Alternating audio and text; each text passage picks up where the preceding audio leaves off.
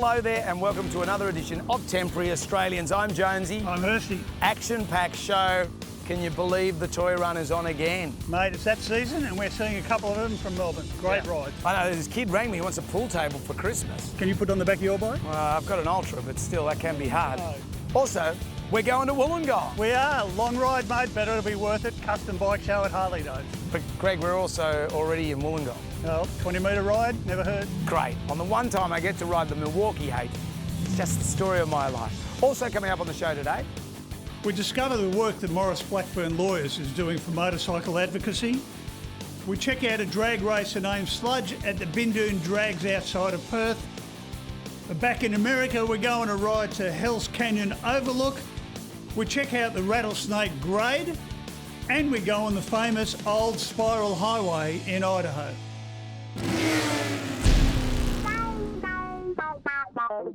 One of the things that's popular around Australia and around the world, in fact, is the toy runs, which happen obviously leading up into Christmas to help disadvantaged kids. In Victoria, the one that I hear the most about through my networks is the Father Bob one. Yeah, Father Bob's an incredible character. Father Bob actually married me and actually buried my father, funnily enough, so he's had a fair bit to do with my life.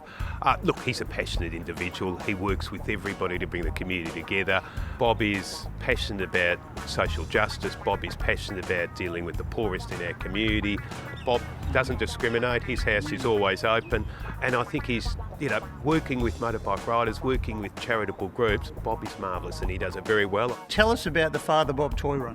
Father Bob toy run was like a bit of a renaissance because we used to have huge toy runs in Melbourne and then they faded out in the 2000s and went into the suburbs and so on, and now we don't have a big city toy run, and the first time we've had an inner suburban big toy run was 2015 in St Kilda for Father Bob. How many people did you get along? The police on the day started saying 600, but by the time we took the column out of Cavell Street and along Beaconsfield Parade, the estimates went up to something like 2,000, and it was fantastic. People were coming out, and people on push bikes were punching the air, and people coming out of cafes and off the beach to clap and cheer, and this big column of bikes led by a great big red city sightseeing bus just cruised all the way along the foreshore. It looked sensational. We had about 100 bikes come in from the Yarra Valley and surrounding areas, and people loved it, and it was great that we had that fantastic turnout from outside of Melbourne. What do the people in St Kilda think of all this? Oh, they loved it. The cafe owners particularly, because all these 2,000 people are, buying coffees and, food and so forth, and there's a lovely garden park area that people could just sort of hang out, and it was a beautiful sunny day, so it was just quite spectacular event to go to. The toy runs in Melbourne, particularly the Father Bob toy run and the traditional toy run, they always seem to attract a lot of riders. Are they a good thing, you think, for the general public to see? Absolutely fantastic. Everything goes out to the needy kids of Melbourne, and we need to keep this running as well. There's several other runs as well. There's the Geelong Toy Run, but the Father Bob one is a real traditional Melbourne run. It's run in and around Melbourne, and I certainly hope we can keep that up year after year. The VMC run seems to attract not only a lot of riders as well, but also a lot of media attention, and that's got to be a good thing, I would think. Absolutely. Look, anything we can do to help the needy around the Christmas time is a fantastic thing. VMC Toy Run's a bit of an institution in Melbourne. That's right, we're up to the 39th year. I think the 40th anniversary will be next year, which should be a huge event. Now, how do you get the bikes through the city? Is it easy to do with that sort of numbers that you get? We have 11 feeder runs spread around the metro and outer metro areas. All 11 runs eventually end up at Melton at Tab Court Park, state-of-the-art entertainment venue that's large enough to handle all those bikes. So what do you do when you get them all there? We park them on the centre of the oval, and then the riders will run loose with their donations, toys, enjoying the stall holders and the carnival atmosphere. So I was going to say, it sounds very much like it is a bit of a festival rather than just a drop-off of toys. That's right, and it's also about motorcycle awareness and to generate some positive PR about motorcycling. And where did the donations go? To the Salvation Army Christmas Family Appeal. So that means it's going to get to a lot of needy Australians, and this is something that motorcyclists around the country do every year. Yeah, it's a great institution, and the VMC and myself, we're proud to be involved. I've been to, I think, 1 or 2 toy runs, and I just see the passion and the enjoyment that the motorbike riders have actually doing it. And I think, golly gosh, what more could we ask for? You know, a nice tour, pick up some toys, drop them off, give to others, and actually show that we're all human and we love one another. You know, what more could we ask for?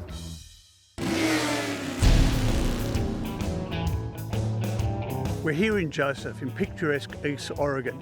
We're about to head off on a ride out to the Hells Canyon lookout. The Americans call it an overlook, but we Aussies, it's a lookout.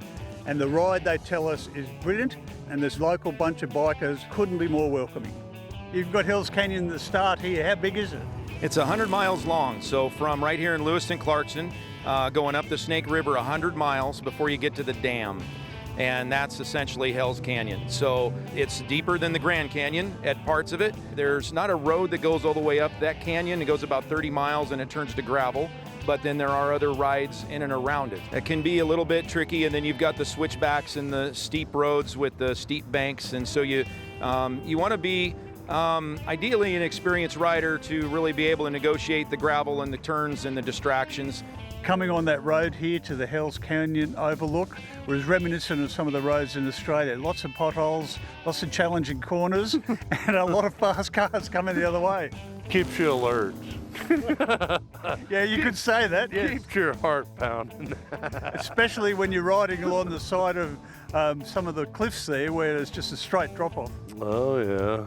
We got a lot of them around here. No guardrails on that road, huh? Tell us about the canyon that is behind us. This is Hells Canyon overlook. The Snake River flows through here. The Hells Canyon Rally in Baker City seems to be quite popular.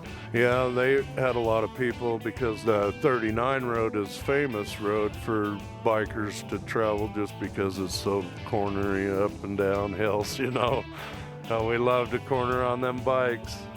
You're not wrong, same in Australia, mate. Yeah. Every year, Greg, we host the Hells Canyon Motorcycle Rally that takes place right here in Baker Valley, where we're standing here today. And they're attracting annually somewhere between 3,000 and 5,000 participants that come in for that. Now, they don't all ride the Hells Canyon Scenic Byway, but certainly that's where it got its name. What is so special about this area? The unity. The community will bond together. Everybody's a friend, you know. Everybody's always got an open door and an open heart, and that's what's special about it to me. So does the local community just accept you if you're riding a bike? Is there any issue in that regard? No, I think everybody accepts everybody for who they are, or at least they should, and I don't see any strife or animosity with somebody. You know, if they're on a bike, everybody accepts them. They're just another person just like me or you, and everybody just tries to get along.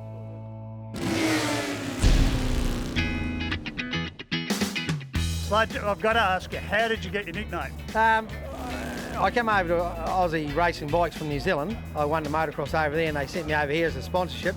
And I landed here, and the first night we landed here, we went to Freo on the piss. And they, everyone here drinks middies. And about 20 minutes to closing, I got everyone a jug each, because in New Zealand you drink jugs. So they all sort of got up and they were going to leave, and I said, well, what about all that? And they're like, so? So we started at one end and I finished at the other end. And it started that next morning was sludge guts, sludge pump, and sludge within 24 hours. And nobody knew my real name for probably 20 years. So that's how it sort of started, yeah. And it stuck. Sludge, tell us about your race bike. This is our first year in nitro. We're going to top fuel. So it's a bit of a learning curve, a bit of fun, and a wild, insane ride. Until days like today, where we got too hot on the start line and popped and banged and did a piston. Well, there isn't much you can do, is there, with when you do something major like that in the engine? It's done a bottom end as well today, so we can put it together, but it's not worth the damage. Yeah. It's proving very popular, dirt drags over here. It is. It's a good sport. It's not political. It's fun. I bring my 9-year-old out. He races as well. So it's very family orientated, which is good. So are you doing the circuit of all of those dirt drags? We do the circuit of all these as well. We go Turnagully, then we go through to Kalgoorlie, and then out to Westdale. Well, that sounds very promising. Has it become organised yet? Really organised. Now we've got 4 top fuelers running. The track people have lifted their game because it's got to be right. The tracks have to be graded up, and it's got to be a good track for a top fueler. So would you recommend people come into all of these events? I brought mates out a few years ago and they were like, oh, I don't know about that. Now they're bringing their mates and everyone's coming out. And it's a better event for families and stuff. Yeah.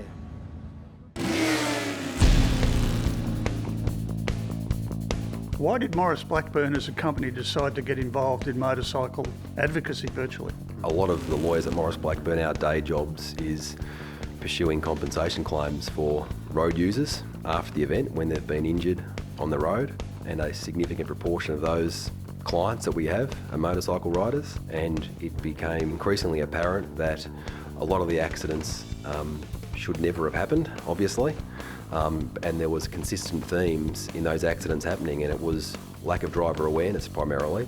The classic, sorry mate, I didn't see you scenario. It happened over and over again.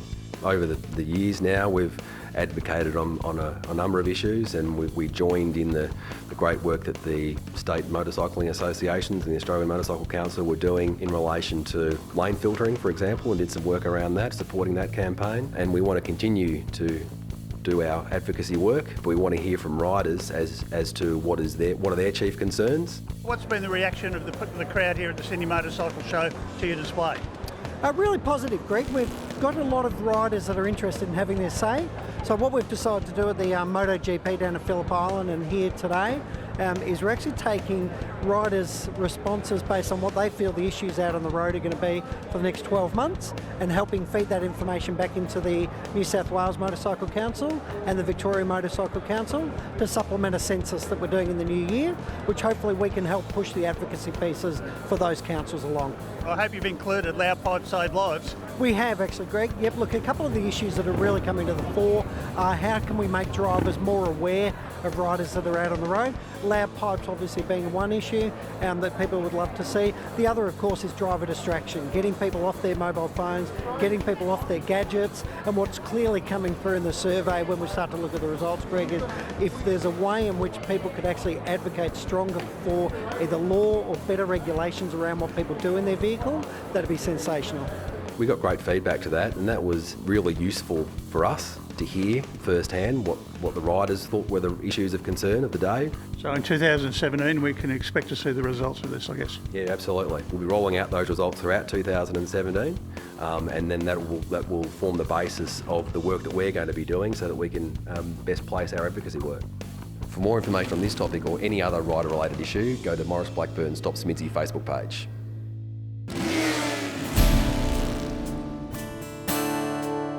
Heading from Joseph to Lewiston meant some backtracking via Enterprise, but the ride was certainly worth it. Just a continuous series of 15, 20 mile an hour corners where you're not just sitting behind the handlebars, and if you're a fairly aggressive rider, after about 50 corners, you have to stop sometimes and you got to regroup because you got smoke coming out of your ears. It comes right up out of the canyon, and I believe it's the Selway River, and it comes up and makes some severe switchbacks. In fact, one switchback is so tight, the road cuts inside the mountain, and there's the mountain peak is like an island out here. You're cutting inside the mountain to get around it. It's so sharp to make that corner. So the character of the grade, I think, is what makes it so attractive. The steep draw, the canyon that you're in, and you can look out over the canyon you just rode up and see the Bogans Oasis at the bottom and just the view of where you just rode up.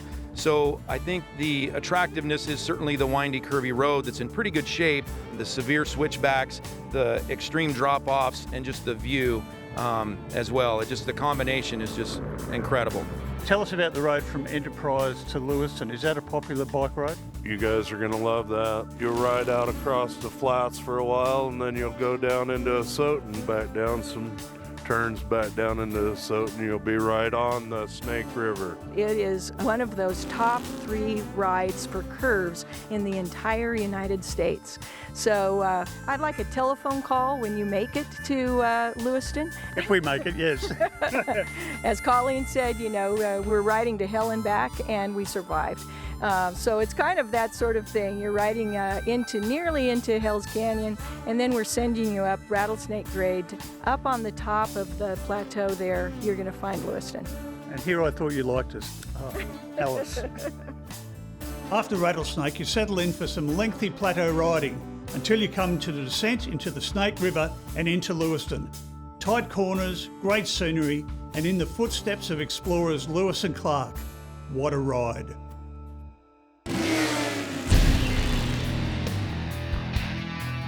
I think one of the great things about Harley Days is the custom bike display. Typical though, as soon as you polish a bike, the rain starts to fall. I've seen a lot of guys just reaching for their Mr. Sheen out of their back pockets. But some fantastic bikes here.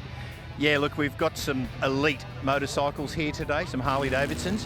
They come in from all over the country, so we're very proud to have them here and show them off. And of course, they're always a big attraction for the public. Do people ride them here or do they get trailered? Oh, look, there's a couple of trailer queens there, but majority of them have been ridden in today, which is pretty cool. You know, customisation's part of our DNA in Harley, so this really showcases what you can do with a Harley Davidson. Because there's some old shovel heads here. I saw a pan head before. It's it's such a display of different motorcycles over the years from Harley, and it gives you an appreciation of how many they've actually made. Yeah, well, look, we're nearly a 115-year-old company now, so there's a lot of heritage with the brand, a lot of old models, a lot of enthusiasts who've collected bikes over the years, so it's great to see them come out and get on display and show them what Harley's all about through the decades. It's great to see different people, young ladies walking through the place like Sarah. Out of all the bikes in there, what have you liked the most? The panhead was absolutely gorgeous. How good was that panhead? And have you enjoyed the day thus far? Love it, absolutely love it. I love the bikes, I work in the industry, ride myself, so how could I not love it? I'm just loving this custom bike show cause of stuff like this. We've got the owner, Paul. Did you buy it brand new? No, I bought it second hand. Had it for about 8 years. It's a last of the carbide Evo engines. It's got Screaming Eagle heads, high compression pistons, airbags on the back, DNA front forks. It's a testament to your skills, mate. And did you do a lot of the work yourself? Put it together myself, but got the engine work done, the paint work done professional. I was about to say, you know, you put the engine together to paint it as well. That's just showing off. Oh, yeah, yeah. Well, good on you, Paul. Keep it upright, mate. All right, thank you.